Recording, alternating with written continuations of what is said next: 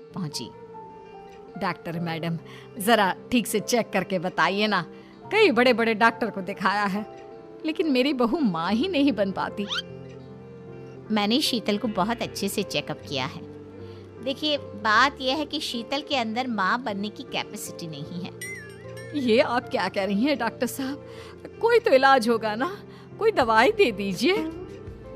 देखिए, कुछ प्रॉब्लम ऐसी होती है जिनका कोई ट्रीटमेंट नहीं होता। आई एम सॉरी टू से, लेकिन शीतल कभी माँ नहीं बन सकती, क्योंकि उसके यूट्रस में अंदर से ही कुछ प्रॉब्लम है।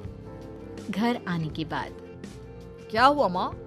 कहाँ लेकर गई थी आप शीतल को? अरे कहाँ लेकर जाती, डॉक्टर मैडम के पास ले गई थी।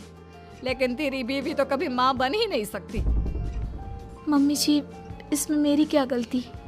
अगर अंदर से कोई प्रॉब्लम है तो उसमें मैं भी कुछ नहीं कर सकती। जानती हूँ, ये बात डॉक्टर के मुंह से सुन चुकी हूँ। अब दोबारा मेरे सामने इस बात का गाना मत गा। अरे माँ, परेशान होने की जरूरत नहीं है, हम सोचते हैं ना कुछ। अरे क्या सोचेगा तू? जब डॉक्टर कह चुका है कि तेरी बीवी माँ नहीं बन सकती, तो बता क्या सोचेगा तू? कहाँ से लाएगा बच्चा? माँ, ये तो मैं भी नहीं जानता। अभिमन्यु, क्यों ना हम अनाथ आश्रम से एक बच्चा गोद ले आए? क्या फर्क पड़ता है बच्चा हमारा हो या गोद लिया हुआ? आई बड़ी बातें बनाने वाली, क्या फर्क पड़ता है? अरे क्यों फर्क नहीं पड़ता? मुझे इस वंश को आगे बढ़ाने के लिए मेरे बेटे का खून चाहिए, किसी दूसरे का नहीं। लेकिन माँ, अब जानती है कि ये अब पॉसिबल नहीं है। मैं कुछ नहीं जानती। मैं किसी पराये की औलाद को इस घर में अपना पोता या पोती बन के बढ़ता हुआ नहीं देख सकती। मेरा वंश मेरे बेटे के खून से ही आगे बढ़ेगा। लेकिन मम्मी जी, ऐसा कैसे हो पाएगा? आप अच्छी तरह जानती है ना, मेरा और अभिमन्यु का बच्चा नहीं हो सकता।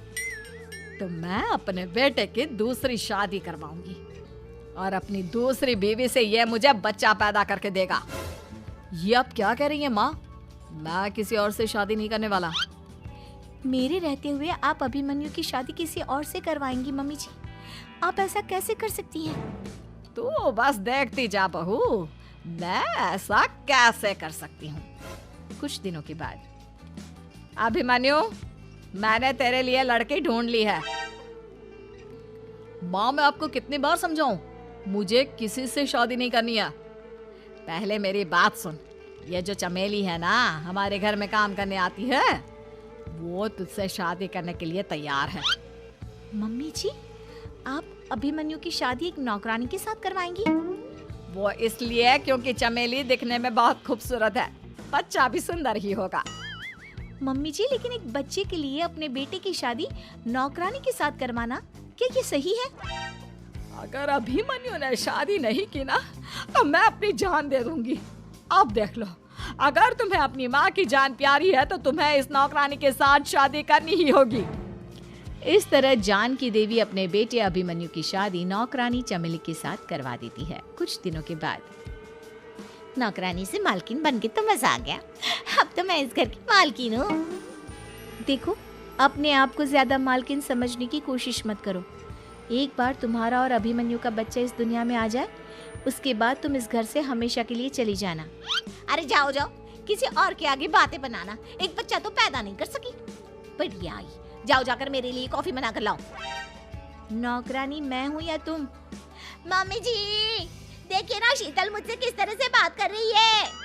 शीतल, तुम्हें पता है ना चमेली प्रेग्नेंट है, मेरे बेटे के बच्चे की माँ बनने वाली है। वो जैसा कहती है वैसा करो। लेकिन मम्मी जी, वो मुझे नौकरों की तरह ट्रीट कर रही है। अरे तो करेगी ना, वैसे भी बहू तुम हो किस काम की? एक बच्चा तो पैदा नहीं कर सकती। जाओ अब घर के सारे काम करो और चमेली को आराम करने दो। थैंक यू मम्मी जी, भगवान आपका भला करे। आप नहीं होती तो मैं नौकरानी से महारानी कैसे बनती। देखो, तुम्हें जो चाहिए सब मिलेगा। खूब खाओ पियो, मजे की जिंदगी जियो, लेकिन बस मुझे एक बच्चा पैदा करके दे दो।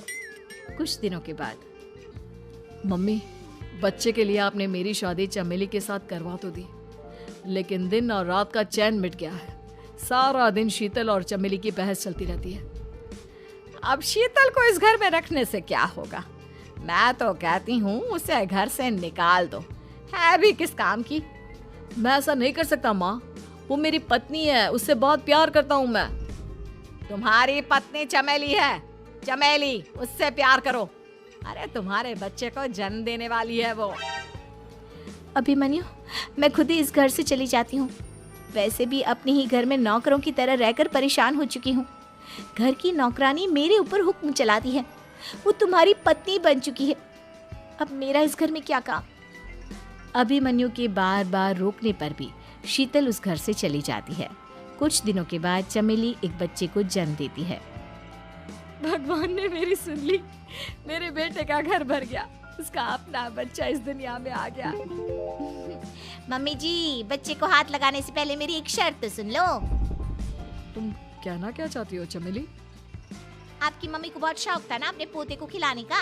अब देखो, इस दुनिया में हर चीज की कोई ना कोई कीमत तो होती है। तुम अपनी आधी प्रॉपर्टी मेरे नाम कर दो, बच्चा तुम्हारे नाम। अरे लेकिन मैंने अपने बेटे से तुम्हारी शादी करवाई है, अब ये सौदेबाजी कहाँ से आ गई?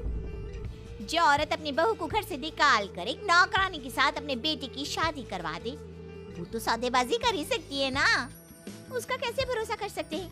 मुझे बस आप लोगों की प्रॉपर्टी चाहिए, उसके बाद ही बच्चे को आप हाथ लगा सकते हैं। मैंने कहा था ना मम्मी, आप गलत कर रही हैं। देखिए, उसका नतीजा आपके सामने है। जब शीतल को पता चलता है कि अभिमन्यु और चमेली का बच्चा दुनिया में आ गया है, तो वो अपने घर पहुंचती है। अभिमन्यु, कहाँ है आपका बच्चा? क्या मैं उसे देख सकती हूँ? कुछ भी मत पूछो शीतल, माँ की हुई एक गलती हम लोगों पर भारी पड़ रही है। वो नौकरानी अपनी औकात पर आ गई है और अब हमसे अपनी आधी प्रॉपर्टी मांग रही है, वो भी बच्चे के बदले में। एक बात कहूँ अभिमन्यु, आप उससे कुछ भी देने से मना कर दो। अरे कैसी बात कर रही हो? मेरे बेटे की औलाद है उसके पास, ऐसे कैसे मना कर दे? मम्मी जी, वो अभिमन्यु का बच्चा नहीं है, वो चमेली और उसके बॉयफ्रेंड का बच्चा है। ये तुम क्या कह रही हो शीतल?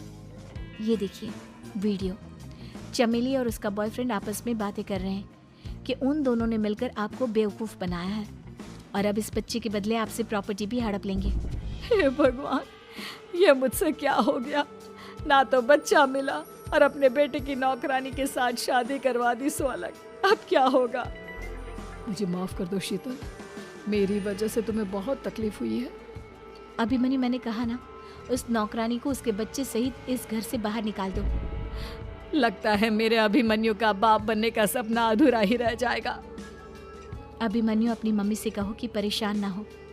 आपको याद है एक बार हम एक IVF सेंटर गए थे, मैंने फिर से वहाँ जाकर बात की थी और आपको पता है इस बार मैं प्रेग्नेंट हूँ, क्योंकि हमने वहाँ पर प्रोसीजर करवाया था जिसकी वजह से मैं प्रेग्नेंट हो गई थी। और इस बात का पता मुझे बस कुछ महीने पहले ही लगा है। हमारा बच्चा इस दुनिया में आने वाला है अभिमन्यु। मुझे माफ कर दो शीतल बहू, मुझसे बहुत बड़ी गलती हो गई। कोई बात नहीं माँ, लेकिन अब हमें उस धोखेबाज नौकरानी को इस घर से बाहर निकालना है और इस घर की मालकिन को वापस घर लाना है, वो भी अपने बच्चे